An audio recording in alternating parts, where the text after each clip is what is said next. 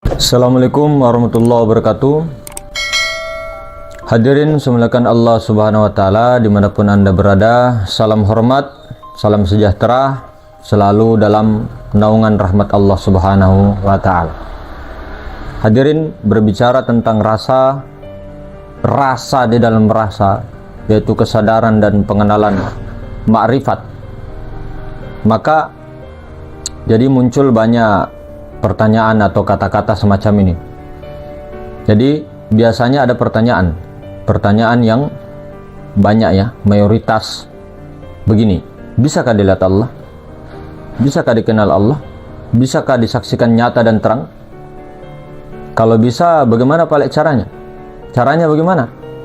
Bagaimana caranya menyaksikan Allah?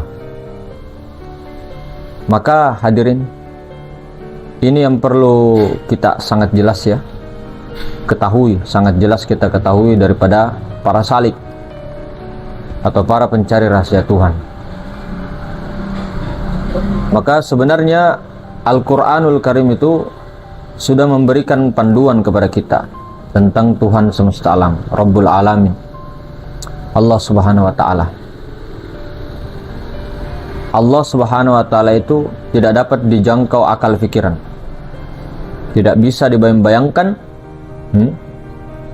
Kemudian tidak ada sesuatu apapun yang menyerupainya. Di samping itu juga Allah Subhanahu wa taala itu maha meliputi segala sesuatu. Dan disinilah banyak salik yang keliru, karena mereka kita biasanya beranggapan bahwa Allah itu gaib terus, Allah itu tidak bisa dilihat, Allah itu tidak bisa dilihat dan tidak bisa dijangkau. Maka persoalan ini yang rumit kalau kita hanya memakai akal pikiran. Sedangkan Al-Quran kita itu sendiri telah menyatakan, dan hadis Rasulullah SAW juga menyatakan, hadis qudsi juga, Allah itu tidak dapat dijangkau dengan akal pikiran. Maka hadirin, menurut guru-guru kita, para wali dan sebagainya, jikalau kita mau mengenal Allah, jangan pakai akal pikiran.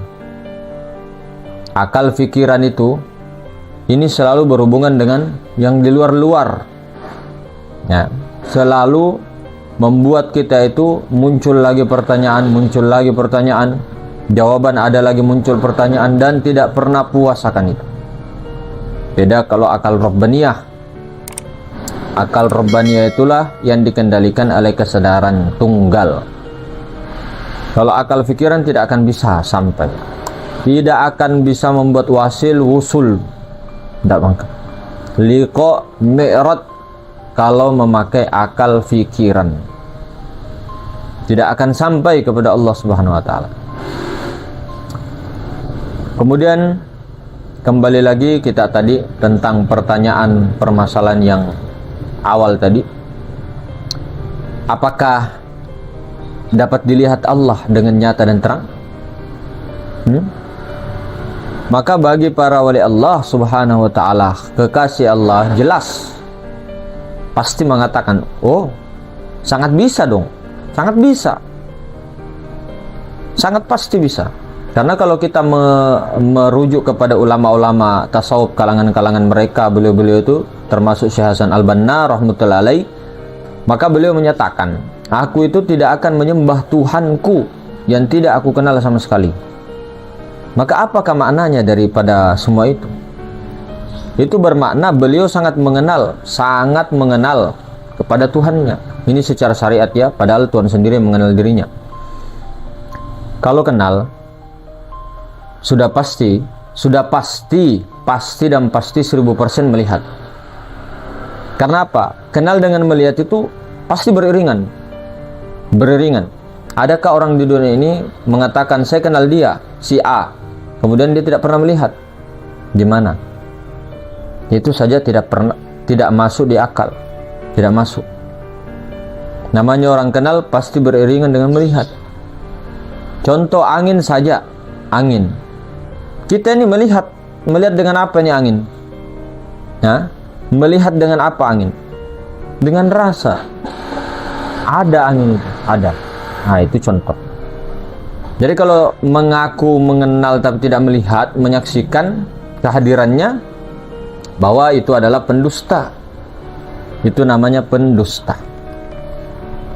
Maka ini harus ditanamkan dan dinyatakan perlu. Memang benar Allah itu tidak dapat dilihat dengan mata zahir saja, dengan mata yang lahir saja memang tidak bisa. Tetapi dengan mata hati, kemudian mata hati itu, sir itu tembus kepada mata zahir, maka nyata, sangat terang dan jelas. Bukankah kita ini dua dalam satu? Maksudnya begini, bukankah kita ini zahir dan batin? Zahir, batin, alif putih, alif hitam. Yang zahir, alif hitam, tidak bisa melihat, tidak dapat melihat, karena dia buta, dia mati. Yang batin, alif terang, alif putih, itu yang dapat melihat. Jadi apabila ada orang yang menyatakan Allah Subhanahu wa Ta'ala tidak dapat dilihat, ini maknanya orang-orang ini, mereka itu hanya kenal diri yang zahir saja, tapi tidak mengenal diri mereka yang batin. Maka alangkah ruginya manusia-manusia yang seperti ini, terutama kita juga. Jadi Allah Subhanahu wa Ta'ala dapat dikenal dengan mata hati, kemudian mempelajari sifat-sifat Allah. Maka hanya dengan inilah kita itu melihat dan mengenal dengan nyata Allah dan terang, dengan pandangan mata hati. Ini secara syariat ya, bukan hati sanubari, tapi sir hati yang paling dalam. Sir itulah yang memandang. Maka hadirin, di sini secara syariat tadi ya, kita seolah-olah kita yang melihat Allah, seolah-olah kita yang mengenal Allah, seolah-olah kita mencari Allah, seolah-olah. Tapi hakikatnya Allah Ta'ala yang mencari dirinya sendiri, Allah Ta'ala yang dicari, Allah Ta'ala yang mencari, Allah Ta'ala yang melihat dirinya, Allah Ta'ala yang melihat dirinya di luar dirinya. Allah Ta'ala semua. Tidak ada sesuatu selain daripada Allah Subhanahu wa Ta'ala. Kalau ada mengatakan ada jalan lain yang dapat mengenal sebenar-benar perkenalan, dengan jalan hanya yang penting diyakini Allah, tidak usah dicari, dan tidak mengenal dan tidak perlu memarifat, maka itu pendusta. Dan orang-orang seperti ini, mereka sendiri, kita sendiri belum melihat dan menyaksikan dengan terang.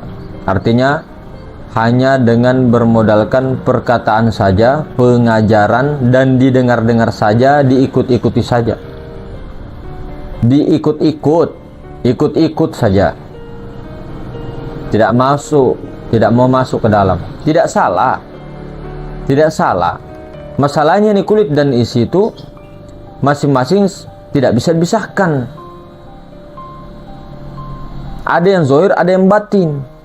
Melihat yang nyata dengan yang terang itu dengan yang batin, dengan sir itu, dengan kesadaran itu, dengan alif putih itu, alif tunggal itu yang merasakan, itu yang sadar, menyaksikan tanpa ragu-ragu lagi, tanpa prasangka ragu lagi, tanpa syak, wahan.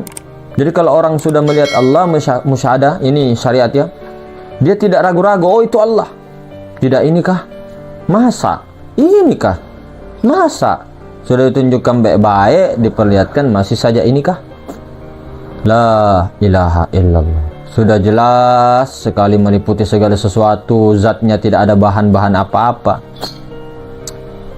Zatnya mutlak maha suci, tidak bertempat, tidak serupa dengan makhluk, ditunjukkan lagi begini-begini kodenya, masih ragu-ragu lagi.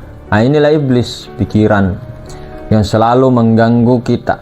Keraguan-keraguan ini harus ditepis sekarang, dipangkas. Maka inilah yang dikatakan ilmu rahasia, di atasnya rahasia. Maka hanya yang merasa itulah yang mengenal, hanya merasa itulah yang tahu. Rasa di dalam rahasia, rasa di dalam rasa. Maka itulah orang-orang yang melihat dengan nyata dan terang. Kemudian habis dirinya, tenggelam dirinya dalam zat Allah, bagaikan besi yang habis, yang ada hanya api, hanya zat mutlak. Begitulah orang-orang yang akan membawa kedamaian, kesejahteraan antara umat manusia. Dan tidak mau lagi ada ego-ego untuk berdebat sana sini karena tahu. Jadi kalau hanya tahu saja tentang ketunggalan, tentang keesaan, tapi selalu berdebat, masih ada rasa benci, masih ada rasa iri, dengki dan sebagainya kepada manusia lain, masih jauh kita ini daripada ngomong-ngomong begitu ma'rifat. Malu kita. Seandainya tidak ada istilah kiswa pemberian atau amanah-amanah, atau disuruh menyampaikan seperti ini begitu, diajak orang apa dan sebagainya, untuk apa? Diam saja mending diam. Sama al-fakir, untuk apa begitu? Mendingan sembunyi, mendingan diam di rumah, mendingan tidak ditahu daripada ngomong begini. Nah, itu kalau masalah, kalau keakuan kita. Kalau keakuan kita bilang siksa-siksanya cari ilmu itu. Daripada guru-guru disuruh inilah, disuruh itu, datang di sana disuruh duduk kain putih dan sebagainya, disuruh ini, disuruh itu dan sebagainya. Bertahun-tahun dapatnya pembelajarannya, dibuka di YouTube. Ini kalau kita, tapi ini sudah haknya, ilmunya Allah sudah diberikan, dan memang tidak mungkin kita mau madongo-dongo, mau datang tiba-tiba buka YouTube terus sampaikan ilmu-ilmu beginian baru tidak ada perintah, tidak ada daripada mursyid sebelumnya. Itu orang beleng-beleng, orang bagai, itu orang dongo cuma begitu. Apa kalau kita pakai siri-siri, tidak punya malu, menyebarkan ilmu tapi dia curi-curi, tahu ilmu curi-curi. Ya memang semua hakikatnya ilmu Allah Ta'ala, tapi ada syariat. Barang siapa yang menentang syariat, maka tentanglah dia. Barang siapa yang menolak syariat, tentanglah dia. Artinya syariat ini luas. Syariat itu termasuk hukum agama, hukum negara, hukum adat, budaya dan sebagainya. Itu maksud saya. Kalau dia misal menentang syariat yang ada di kampung itu, ya keluarkan. Tapi yaitu tadi, tetap pandangnya dalam sirnya af'al Allah. Nah, seperti itu. Jadi mungkin dari kita rahmat desiran, mudah-mudahan semuanya dalam sehat walafiat, kemudian senantiasa di dalam keberkahan dan manfaat yang sangat banyak. Assalamualaikum warahmatullahi taala wabarakatuh.